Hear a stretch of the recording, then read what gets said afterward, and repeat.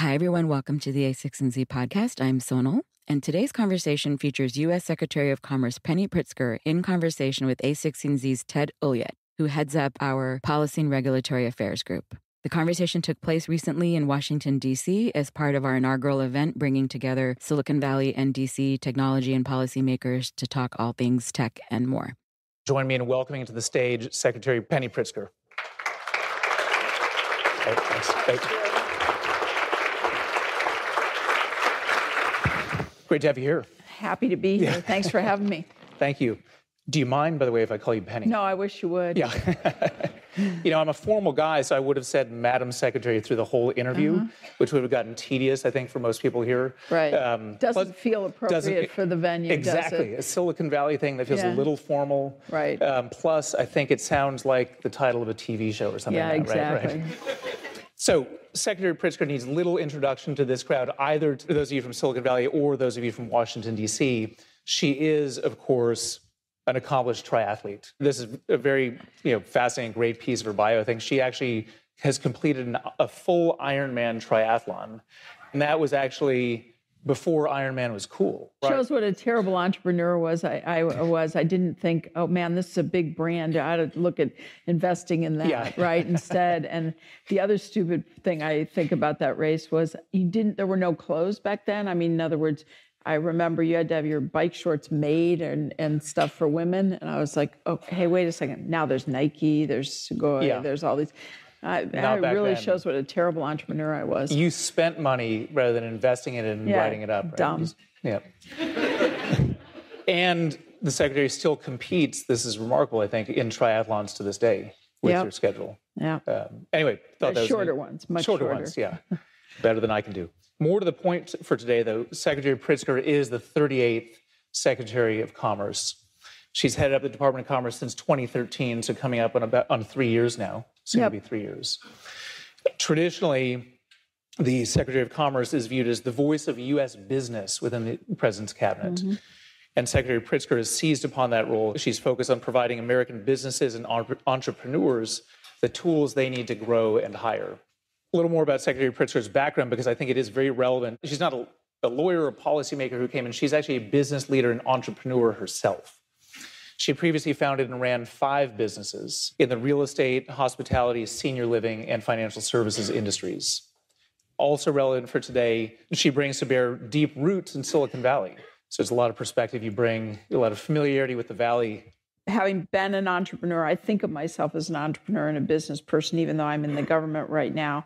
It's really clear that innovation, entrepreneurship, small businesses are critical to our economic growth, to job creation, to the leadership of America. And fully a third of our growth is dependent upon what you guys do, which is build businesses. And entrepreneurs also solve problems. And so what's our job to support that? I've seen you frequently describe the Department of Commerce as America's innovation agency. Mm-hmm. And you said the department works each and every day to set the conditions for American innovation to thrive. I think a lot of people looking at government agencies would think the opposite. They'd say the government is at best neutral on this and if not hindering innovation rather than helping it thrive. How do you think about that? What do you mean when you say America's innovation agency, and how do you go about doing that at Commerce? There's a number of things that we do. First of all, we try to be the policy voice at the table on behalf of entrepreneurs in the administration, build a bridge with the business community, and you guys are the business community. I know you use the word entrepreneurs, but you're the business community, and then be that voice as policies being made. So trying to represent your interests in that room is one job. The second is be your advocates around the world. So there's a lot of challenges that you face as you take your goods and services around the world. We try to be your advocate, your partner, have people around the world who can help with that. We also try and mentor innovators. And then we have the Global Entrepreneurship Summit. It's just extraordinary what's going on in places like Ghana and Kenya and throughout Asia. It's really cool. But they don't have the support structure that all of you had that got you, your businesses to where they're at. And so that's part of what the president's view is that we need to support entrepreneurship around the world.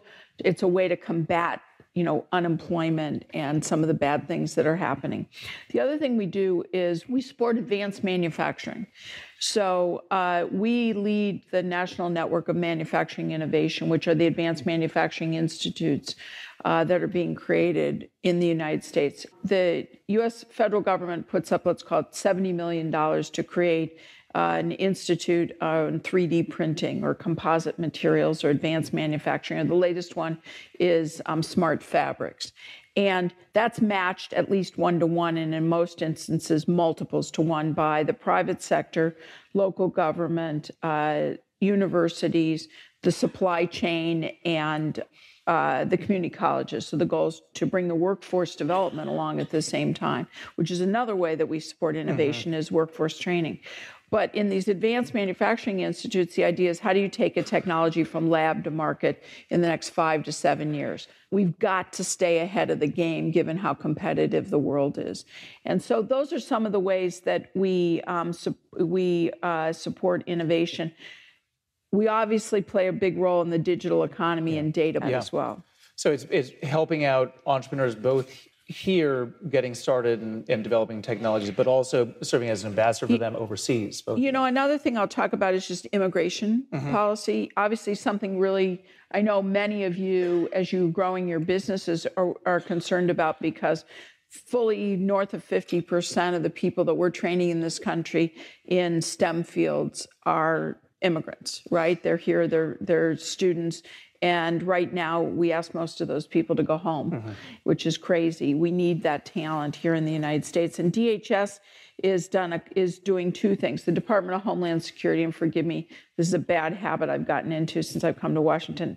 It's acronym city. But the Department of Homeland Security developed a website for immigrant entrepreneurs, how to navigate the system to get a visa. And then they're also going to announce a proposal shortly for immigrant entrepreneurs and startups, how to actually come and stay permanently in the United States.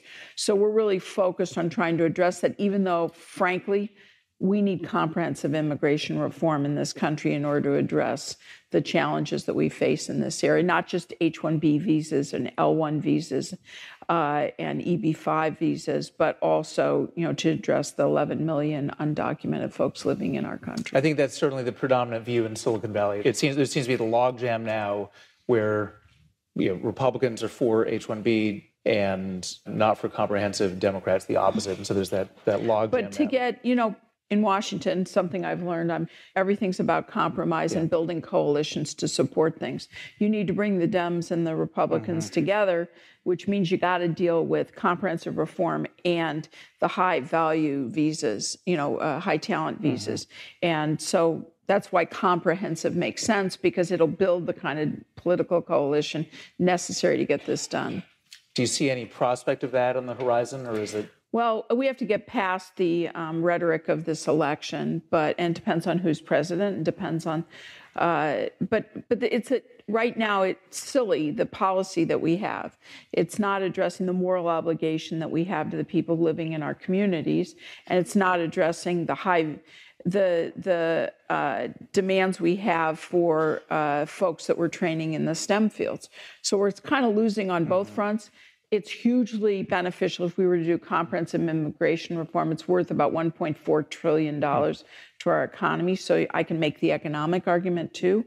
That's my job. I'm Secretary of Commerce. But we're a country of immigrants, and this is natural for us. Frankly, it's part of our growth, and one of the reasons we've stayed economically healthy over centuries.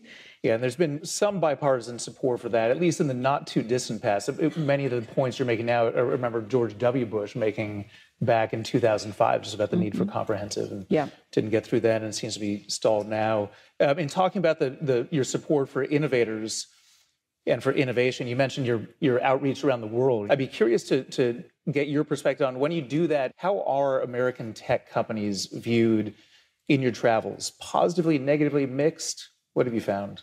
When I go around the world, leaders want American companies and they want American technology. And I'll put aside what's going on in Europe right now for a minute and say that they want what we have, which is this kind of vibrant, innovative culture. And I say, well, the first thing you have to do is it has to be okay to fail. You've got to make it easy to start a company, easy to close a company. It's got to be easy to declare bankruptcy. It's got to be culturally acceptable to try something and fail and that be ostracized within your community. That's before you even get to, you need different levels of venture capital, and you need a whole capital system that supports the startup of businesses and the failure of businesses. And what's interesting is, and I'll give you an example. So we call it commercial diplomacy, where we talk with governments and say, okay, you want innovation, but your policies are inconsistent with what you want. And let's talk about why. And I have found, and we as an administration have found, by going with business leaders and saying this directly to government leaders. So, for example, at the ASEAN Leaders Summit that President Obama hosted, we brought Satya Nadella and we brought the CEO, Ginny Rometty, and Chuck Robbins from Cisco, and to talk with the leaders of the ASEAN countries about their policies and how data localization or other challenges are inconsistent with their desire to have the kind of technological, innovative, entrepreneurial countries that they aspire to be.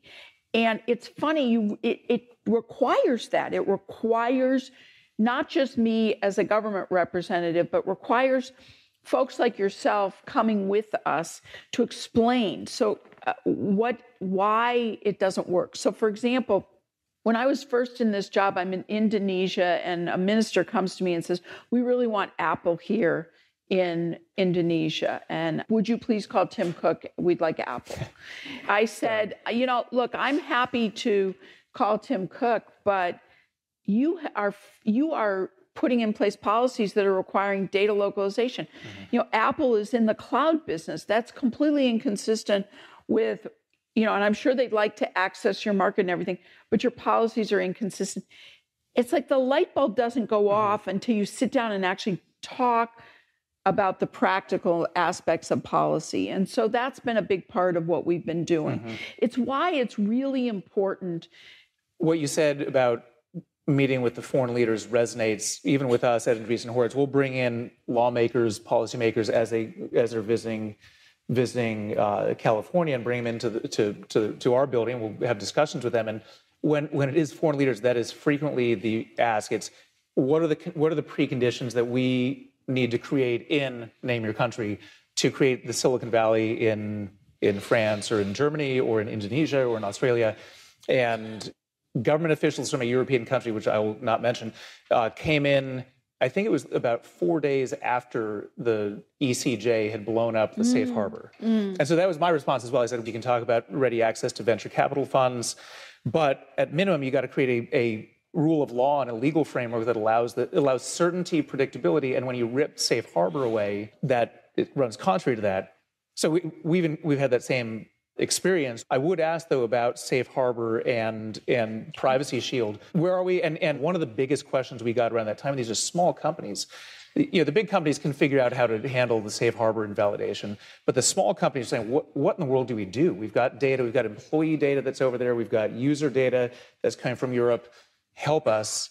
And you were one of the leaders in getting Privacy Shield done. Can you talk about Privacy Shield and so on? Sure. So you make all the good arguments and exactly the arguments that I've made with the EC, European Commission, and the good news is the leadership in the European Commission gets it, right?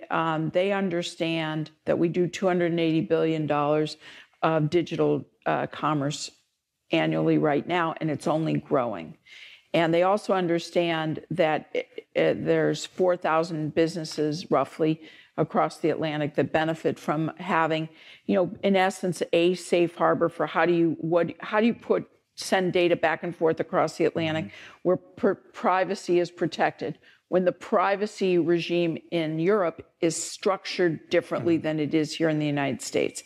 So the whole idea is, how do you do it in a way? We had a system that was set up probably 15 years ago.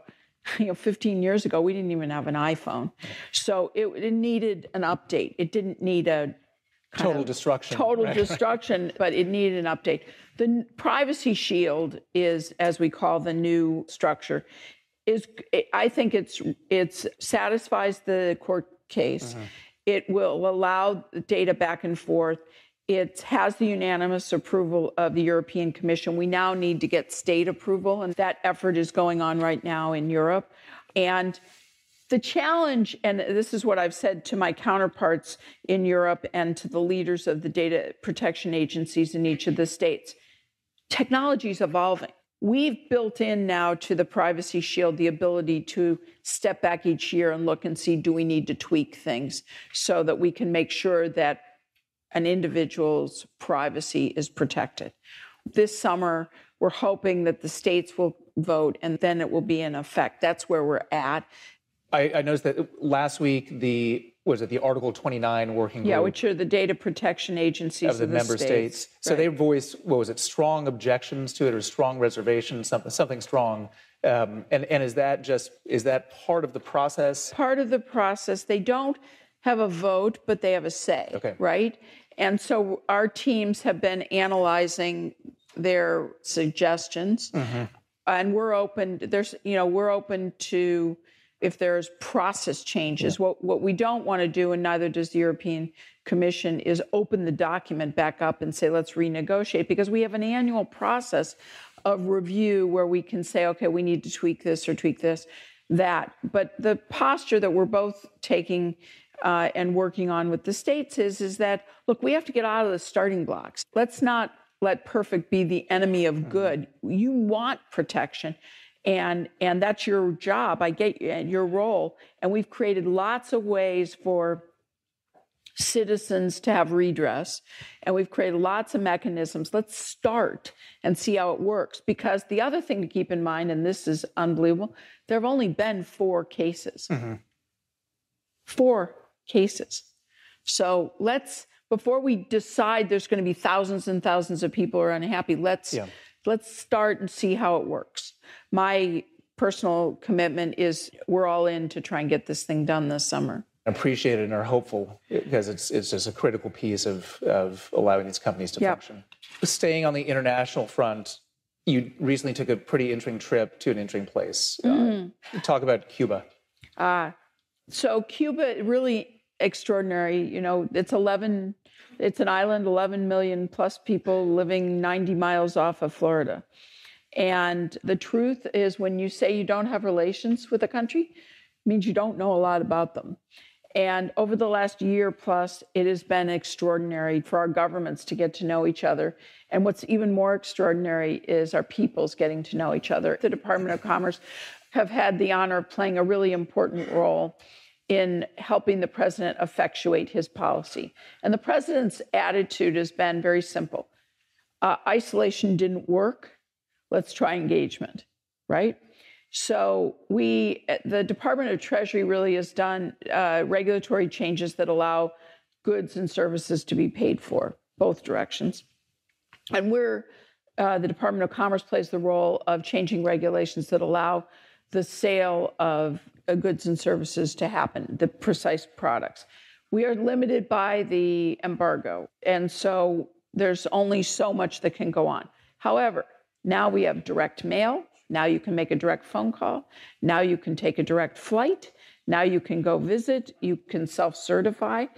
And we can now sell telecommunications equipment, which means there isn't the internet backbone yet, but it's coming. And that would be a critical piece to the engagement in changing standards of living. And the other thing to remember is they import a lot of food. Only 1/3 of Cuban land, arable land, is now in farm production. So they have enormous potential for their own people.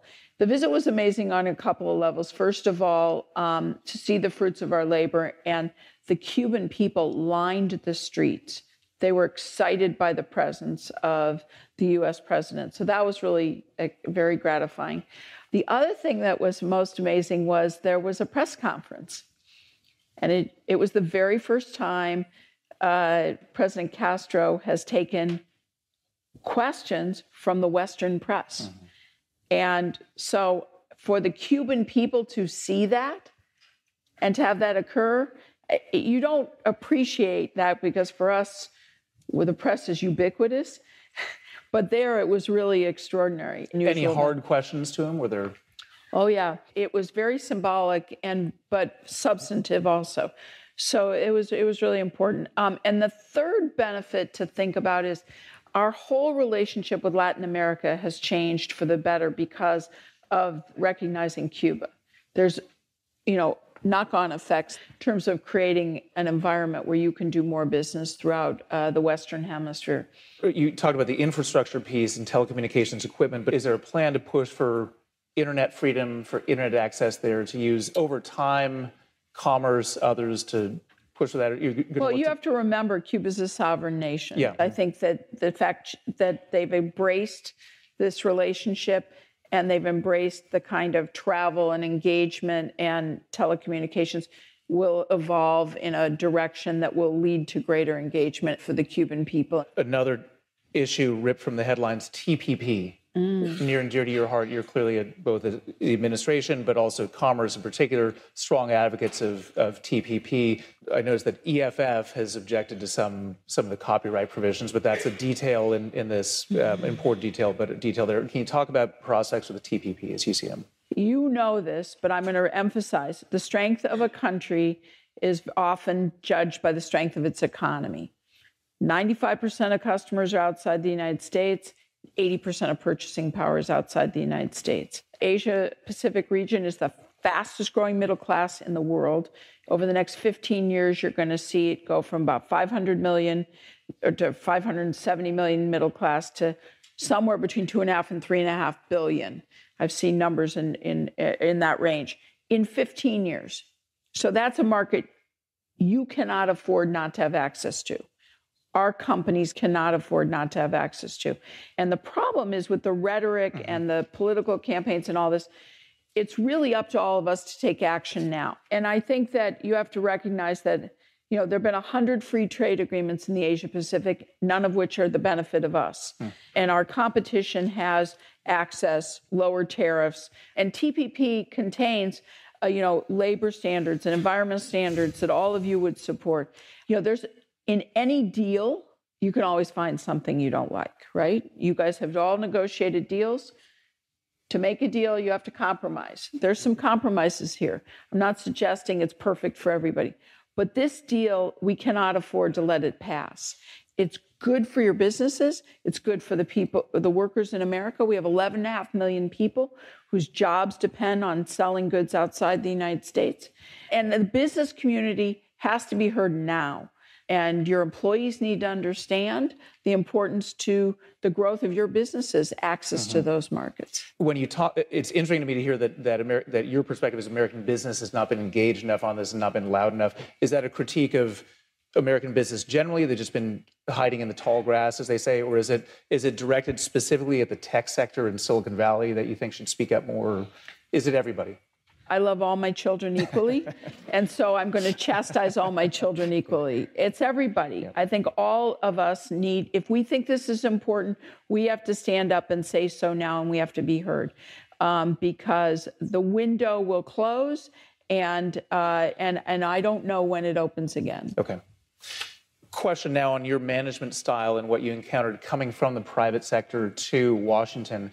As I mentioned at the outset, you're an entrepreneur. You built successful businesses, run businesses, gone through all the trials and tribulations of that, had to bootstrap things as an entrepreneur. And then you come into a huge agency, Department of Commerce. In coming into such a big organization, I'm sure you brought plenty from your background, but any particular business strategies or business lessons that you had learned as an entrepreneur that you brought to bear on your style of the Commerce Department? My approach has been to think about this the same way you think about your business. First of all, who are our stakeholders?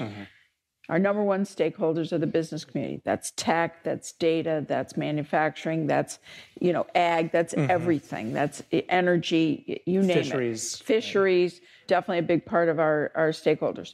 Then we came together and we took the senior leadership and we put together a strategic plan. And we said we're going to focus on trade and investment. We're going to focus, and investment meaning foreign direct investment in the United States, trade meaning exports. Innovation, we're going to focus on advanced manufacturing, workforce development, because I heard every leader of every company that I met with said, I need a workforce that can do the jobs I've got. And then the digital economy. Mm-hmm. That's been a big priority of yours. Huge priority of ours. That you brought specifically. Yes, yeah. Alan Davidson runs that effort for us. He runs our digital economy leadership team, and we're institutionalizing that so that we can be your voice, so that we can effectively, you know who to talk to. And we have a policy agenda about, our policy agenda is an open and free internet. The second is the issues around trust, privacy, security, encryption, data, the safe harbor, et cetera, the digital single market in Europe. All of those are policy issues around trust. Third is access. How do we make sure that there's high-speed internet availability ubiquitous in the United States? We've laid about 130,000 miles of high-speed broadband during the Obama administration. And then how do we engage with the newest technologies? So whether it's autonomous vehicles or the Internet of Things or any of the different fintech, engaging with, and what are the impediments to making progress? Data is another area that has been a huge priority of ours. We produce 20 to 40 terabytes of data a day. How do we make that available? How can you use that information? How can it be used to better inform decisions we have to make? What kind of data is that? So we produce weather data, which we're only making about 10% of our weather data available right now, and that's powering things like the Weather Channel and other things. We're the sensors and the algorithms, et cetera, and the satellites, as I like to say, and the buoys that are behind all of that. We're also census data, and it's not just the decennial census. We are the survey organization for the federal government. And then we have all the economic data. In fact, one of the challenges we have right now, and I'm fighting to get access to this information, is we don't have we're not counting, I don't think, in GDP, the gig economy, as fulsomely as it ought to be accounted in our GDP. And one of the things I was talking about is getting access to different information, which we don't have access to, that could help us, so we can account for that. So we're full of information, patent and trademark information that could help, in our age of big data, is valuable and should be made more useful. Are you seeking out Silicon Valley entrepreneurs, engineers, others to come join Commerce? Absolutely. We have something called the Commerce Data Service, which is data technicians, data analysts. We've got about, I think, 20 or 30 that are helping us. We have more projects than we can do, helping us with, for example, making our data more available. It's not just creating APIs, it's actual projects that create information that can be used. We have presidential innovation fellows, so you could leave your business for a year and come and work on a set of projects in the government and make a huge difference. I think we need more of that sort of temporary, and maybe permanent, but at least temporary hiatus where you go and work in government, contribute your skills there, and then go back. We've now got, I think, throughout the federal government, about 500 of such folks who are here as term employees to help us with different types of digital and data projects throughout the federal government. But we need more. And frankly, the more that there's engagement between you all and our government and both Silicon Valley and our innovation economy, I think the more likely it is that we get laws and regulations right, and that there's a real dialogue about it. I want to say one thing about ways that we at the department can help you as you're innovating around and want to take your projects and products and services around the world is we have an initiative started by Mike Masterman, who I think is here. He's now at Lyft, called Startup Global. So we work with companies to be born global.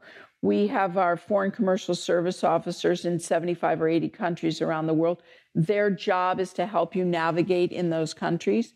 We have our new program called our Digital Attaches, which are in 6 markets. It's a pilot in the ASEAN countries, India, China, Japan, Brazil, and the EU.